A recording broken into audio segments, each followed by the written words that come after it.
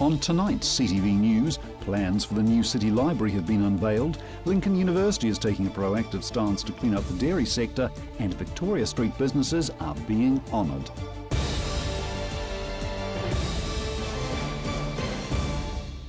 This is CTV News, I'm Grant Mangan. Children's dreams are about to leave the page and come to life as the Christchurch City Council pushes ahead with plans to develop a new multi-million-dollar library for the CBD.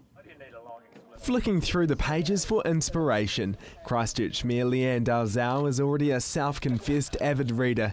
Now she's hoping a new $85 million library for the central city will inspire future generations of readers. We're asking the people of Christchurch what they want from their library, 21st century library. Launching a public campaign to design the library today, the Mayor's encouraging Christchurch children to think up amazing original ideas. Some plan to build secret passageways and magical floating stairs straight out of movies.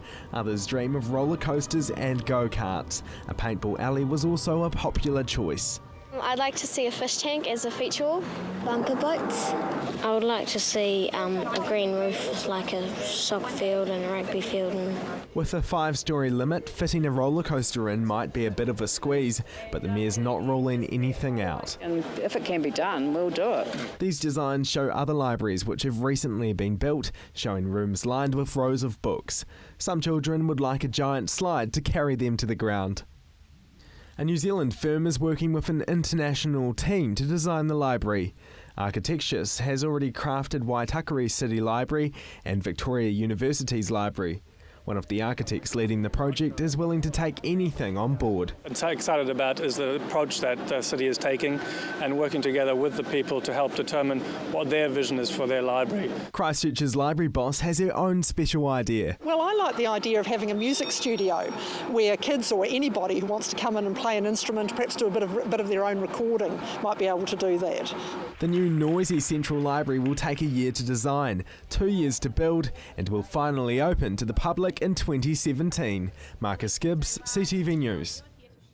Residents can have a say online through quick polls and discussion forums at yourvoice.ccc.govt.nz, via special listening posts in City Council libraries, or by writing on ideas walls set up at schools and tertiary institutions.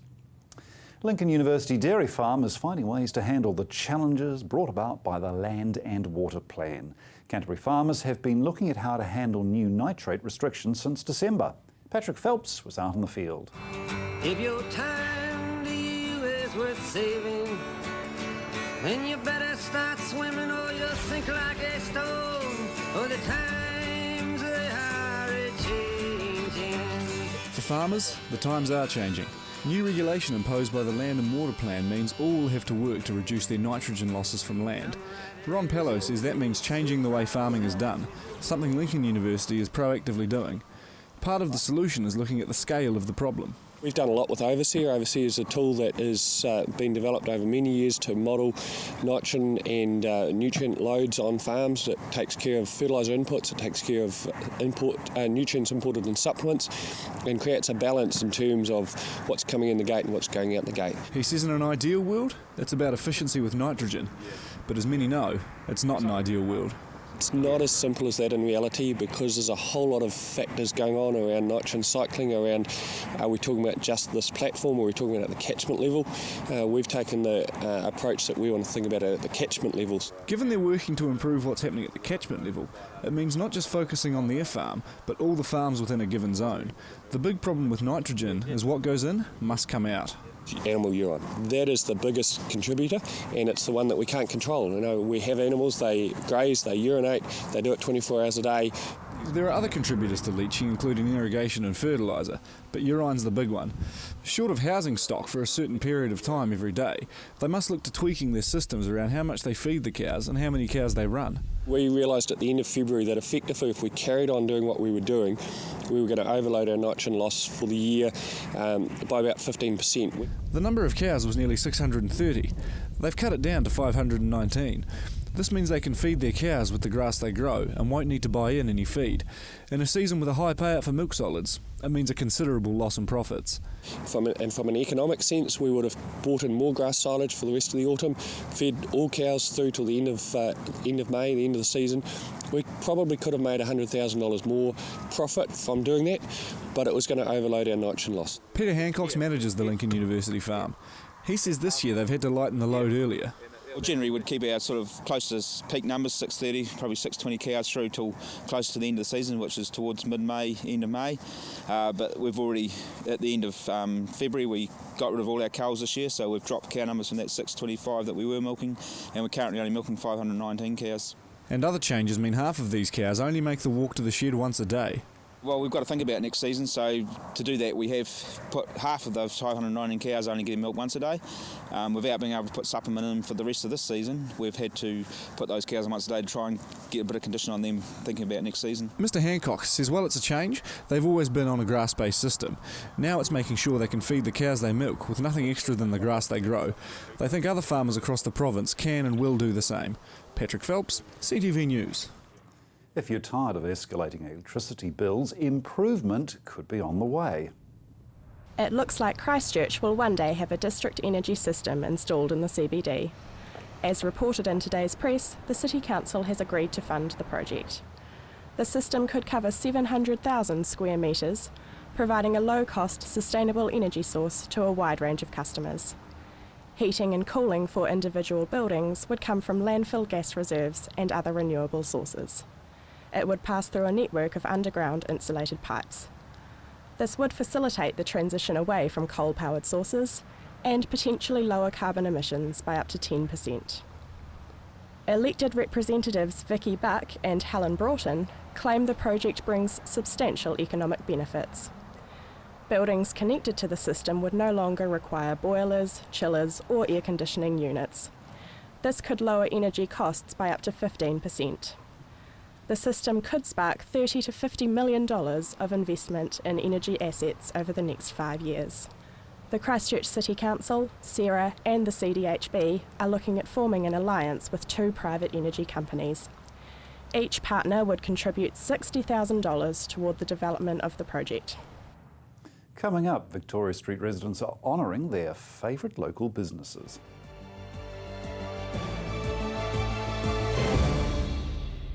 Hi, Rob Coate-Williams. Join me with Rob's Country every Friday at 7:30 in the evening when I take you out of town and talk about anything this country. Rob's Country, Friday at 7:30. Is this your year to upgrade your existing interior? Then head into Bathroom and Flooring Warehouse for the latest styles in European vanities, showers and baths, all at affordable prices. Bathroom and Flooring Warehouse also stock a large selection of carpets and vinyl for all your flooring needs. To view our full range, head into 159 Waterloo Road, Hornby, or visit bathroomandflooring.co.nz. Christchurch has its very own enchanted utopia, the Hitching Post. Pop in and see for yourself. A magical assortment of handmade creations, custom-made candles and artwork. Choose from our huge range of water features, garden art and imported giftware. Specialists in handcrafted metal artwork made in store. Nestled on 722 Marshlands Road. The Hitching Post, defining art our way.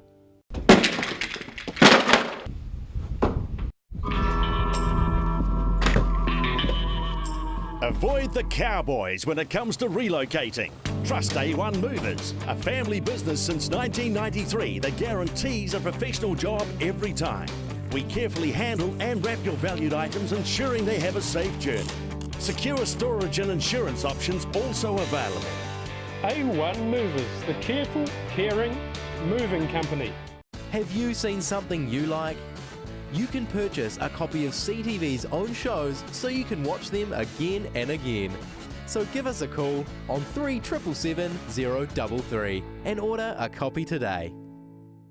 Get your own copy of the Spates Coast to Coast 2014 coverage highlights. Relive the action, recall the pain, and review the results. Call CTV now on 3777 033 and order a copy today.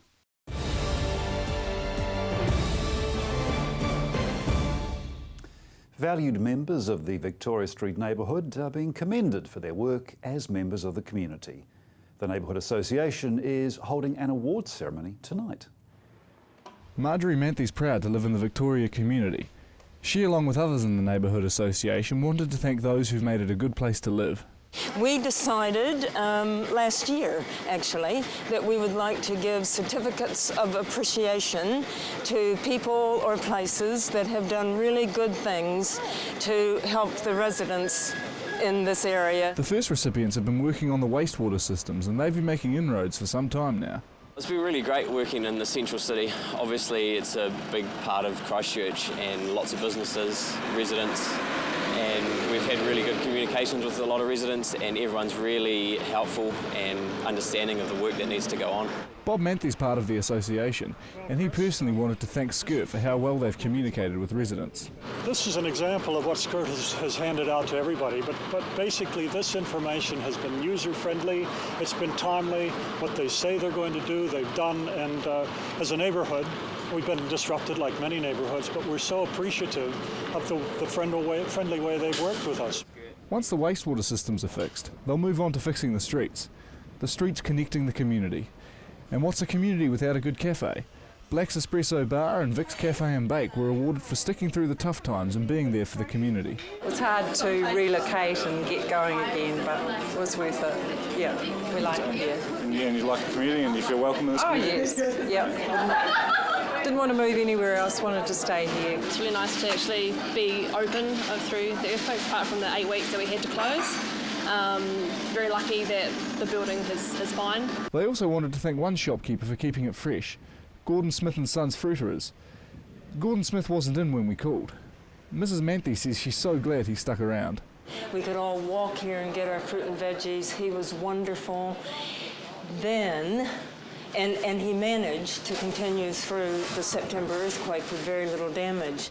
With the February earthquakes, the roads were closed so often he had to hang in there. Though he had to close not 1 week ago, they chose last year to reward him for his perseverance. The official presentations for all the awards takes place tonight. Patrick Phelps, CTV News. A local charitable trust has been celebrating over a decade of running sustainable programs encouraging leadership amongst local teenagers. Emma Cropper reports. They're calling him New Zealand's next Prime Minister. 16-year-old George Watson is part of Untouched World's Leadership for Sustainability program. The confidence this has given me has encouraged me to speak out about issues that matter to me, and has given me the determination to make a difference to the sustainability of our planet. George is just one of thousands of 16 to 17-year-olds who have taken part in the program since it first took off in 2002. Giving teenagers a chance to develop leadership skills and encourage best practices of cultural, community and conservation. So what the Trust effectively does is take young people like George and encourage their leadership development first and foremost in the context of the health and well-being of this wonderful country of ours. The programs are run by the Untouched World Charitable Trust, who receive the bulk of their funding from a sustainable fashion company, the first in the world to be recognised by the United Nations for sustainability. I guess the message is sustainable fashion is useful in the wardrobe because you generally don't have to keep replacing it. But it comes down to giving teenagers like George a chance to lead for the future generations. People that don't care often don't care because they don't understand. And people that don't understand need to be shown how critical and relevant these sustainability issues are. Once people understand, they will be motivated, as I have been, to stand up and make a change. Those words from a local teenager with a dream to change the world. Emma Cropper, CTV News. Well, we've had such a busy week news-wise that we're bringing you the business update with Warren Head a little later than we would normally, but it doesn't make it any less interesting and relevant. Here's Warren. Hi, I'm Warren Head from headliner.co.nz. More good news through the national front today in the sense that the gross domestic product, which is a measurement of how well we are doing overall as an economy, went up in the December quarter to 0.9%.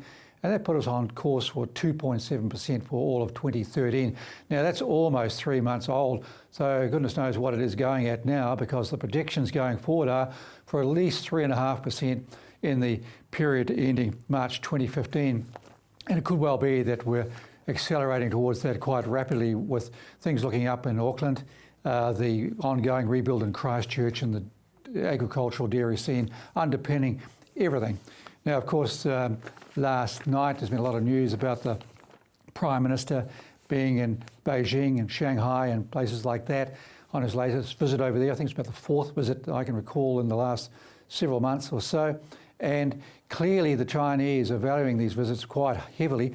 I was at a China Connections full morning briefing today, run by the Canterbury Chamber of Commerce and Export New Zealand, with Chinese commentators there, and very evidently they are coming to us as much as we're going to them. They need us very much in terms of what we've got to sell, because we've got a couple of really big things going for us: quality and integrity. So those are two things that we're really scoring on over there. And in terms of that market, I heard about the size of the digital market for those people who are in retail or business, or anyone at home who uses a smartphone these days. Well, just take this on board in terms of a very simple number from that market. There are now 388 million mobile phone users, smartphone users in China, and they shop on there all the time. And there are 618 million internet users as well. So this is where our markets are going. And so it was of no surprise to me when I saw the result coming through from Pumpkin Patch this week to look below the result, which was pretty average, I've got to say, for the 6 months. Revenue down about 17% and profit down 79–80% before you take into account reorganisational expenses as they go about the changes for the kidswear retail business, and take all those out, or put them back in, I should say, and the bottom line is pretty flat, about $106,000, down 98%.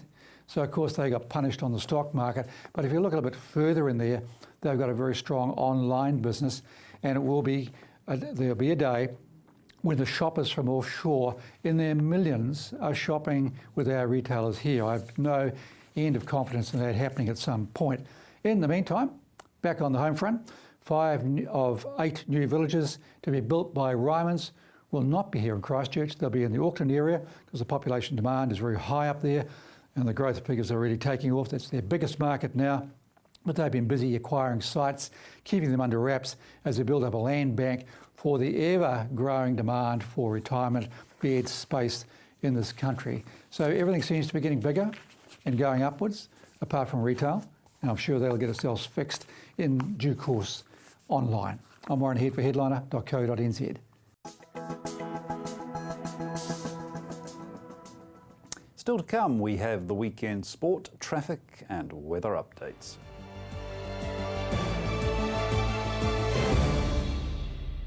Take a multi-dimensional look at the unique facets of European culture, fashion, film, music, art and everything in between. Euromax, every weekday at 8 a.m, right here on CTV.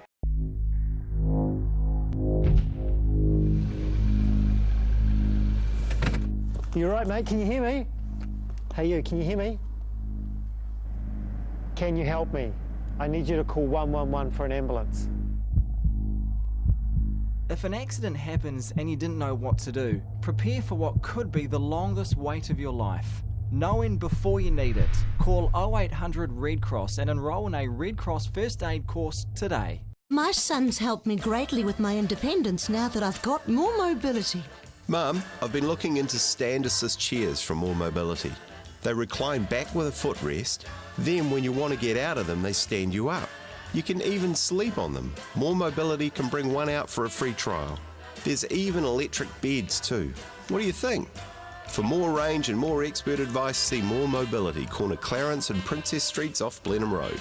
What a difference more mobility makes. Hi, I'm Steve and welcome to Carpet Kingdom. At Carpet Kingdom we stock a massive range of carpets and we're also the largest vinyl stockist in the South Island. And not only do we have an excellent range in store, but you can purchase our stock online. We offer free measure and quotes, we have our own installation team We ship nationwide, so come on down and see us at Carpet Kingdom, 312 Wilsons Road in Waltham, just off Brougham Street, or visit us online at carpetkingdom.co.nz. Hi, I'm Caitlin, the naturopath here at Staywell Pharmacy. Working with the pharmacist, I use herbal and nutritional medicine to recommend natural alternatives for your health. This can be to counteract any side effects of your medication, general health advice, or natural options for you and your family. I'm also available for consultations. So come in and see us at Staywell Pharmacy, 27 Shands Road, Hornby. Staywell Pharmacy, live well, stay well. Drive It takes us on a ride to showcase the new arrivals to the motoring sphere, comparing and testing the latest models to discover the best. Drive It, Sunday afternoons at 12:30, right here on CTV.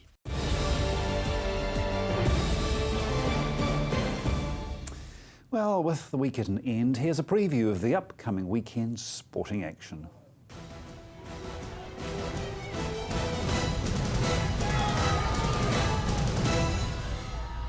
The Canterbury Wizards have put themselves level on points at the top of the Ford Trophy 50 over domestic cricket competition. The Wizards took on the Central Stags in a rain-reduced match in New Plymouth on Wednesday, and after batting first in the 30-over match, notched a handy total of 216 for 8. Rob Nichols' 73 made him the pick of the crop, with handy knocks from Peter Fulton and Andrew Ellis also helping the cause. With figures of 3 for 21, Andrew Ellis was the pick of the bowlers as the Canterbury attack was successful in defending their total as they bowled out CD for 152 in the 27th over. The bonus point win puts the Wizards level on 18 points with Northern Districts, with ND ahead on net run rate. The Wizards' 2 remaining round-robin matches are against Northern Districts, starting Sunday in Hamilton before heading home to Hagley Oval on Wednesday. Champion harness driver Dexter Dunn could record his 7th consecutive 100-win season this weekend, with a busy 3 days of racing across the South Island. Dunn looks set to reach the mark again after seasons where he has driven 146, 204, 168, 220, 198 and 199 winners, and although he is a little behind schedule this season, as opposed to recent years, Dunn still currently holds a 24-win advantage on his nearest rival Blair Orange in 71 wins. The long weekend will begin tonight at Addington before Sunday's meeting in Methven.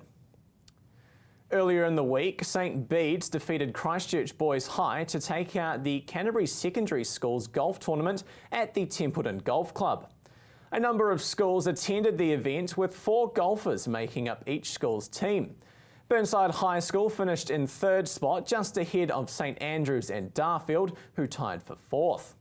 The individual title went to Boys High's Henry Bryden, who scored a round of 3 under. And finally tonight, the Mainland Tactics will be looking for an improved display on Sunday after last weekend's thrashing at the hands of the Fever in Perth. The Tactics take on a Silver Fern-stacked Central Pulse team on Sunday in Napier as they look for their first win of the competition. After showing signs of promise in a pre-season competition in Australia, the Tactics have been back to their old ways, starting the season with a string of heavy defeats. The match on Sunday gets underway at 7:20. You're up to date with the latest in local sport. I'm Gordon Finlater for CTV Sport.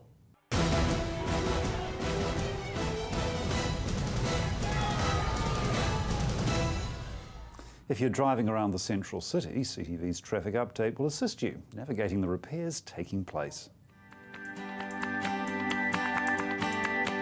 Hello travellers, this week there are a number of restrictions in place on the northern side of the central city that will impact on travel times during peak hours.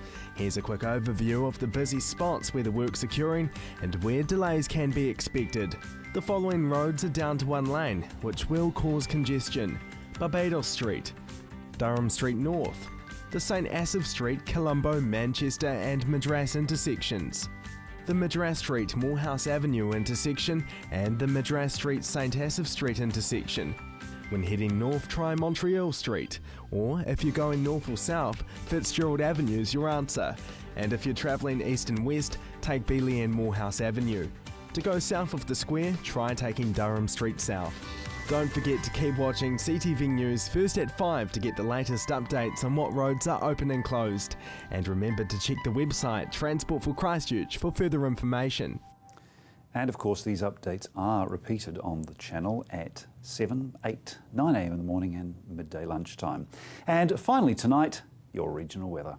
Good evening, Cantabrians. How was the weather in your area for the last day of the work week? Let's take a look. Starting off in South Canterbury, Timaru, Temuka and Geraldine have had some of the warmest weather in Canterbury at 20 degrees. Ashburton and Methven weren't far behind on a comfortable 19. Same for the salmon capital of the world. There wasn't much change, Rakaia 19. How about the weather in the Selwyn district? Darfield 19 and Leaston and Ralston slightly cooler this fine Friday at 18. As we make our way into the city, the weather doesn't get much cooler. Lincoln and Christchurch on a nice 18 degrees. It was a nice day to check out Banks Peninsula and who's out swimming with the dolphins. Akaroa was a settled 18.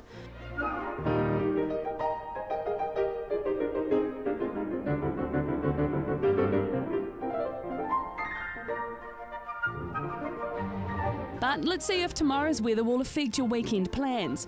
In Timaru, a nice day for a stroll along Caroline Bay. Mostly fine and sunny with northeasterly breezes again. Tonight's low 8, tomorrow's high 19.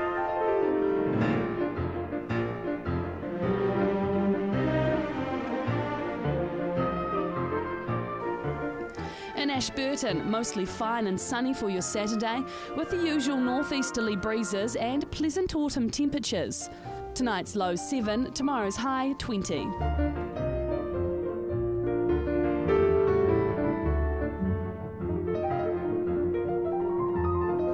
Christchurch, a nice day to check out the sport at Hagley Park. Patchy low cloud overnight, but a mostly sunny Saturday in store with northeasterly breezes. Tonight's low 8, tomorrow's high 19.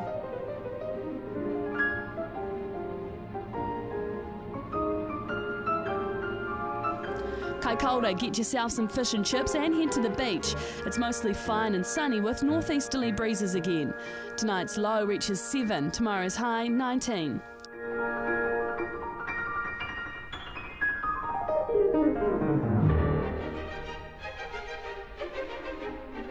Geraldine and Temuka have a high of 21 with fine weather for all parts of the day. To the western edge of the Canterbury Plains, Methven, your low is 8, high 19. Rakaia, not much change, fine for most parts of the day, 19 degrees. Darfield and Leaston, your low overnight will hit 8 degrees and a high of 19. Geraldine and Temuka have a high of 21 with fine weather for all parts of the day.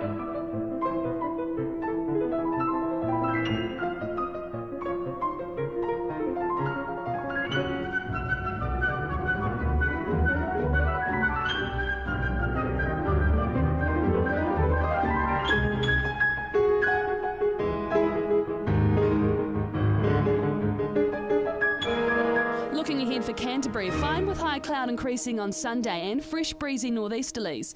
Mild on Monday with high cloud and moderate northerly winds. Fine with high cloud at first on Tuesday and mild with light winds. Colder southwesterlies freshening during the afternoon with cloud increasing and a period of rain or showers by evening. Any early showers clearing and sunny periods increasing during the morning on Wednesday with fresh cool southwesterly winds. Cloudy on Thursday with more showers and strong gusty cold southwesterlies. Snow flurries to 700 metres. That's all for your weather today. Do enjoy your weekend and stay safe. And that's the last time we're going to be hearing the Sasson's second piano concerto. Do send us your suggestions for music for our weather for next week. We've already had Debussy's Claire de Lune. If you'd like something else, you'd better get it into us before Monday, 5 o'clock. That's CTV News for Friday and the week. I'm Grant Mangan. Have a great weekend.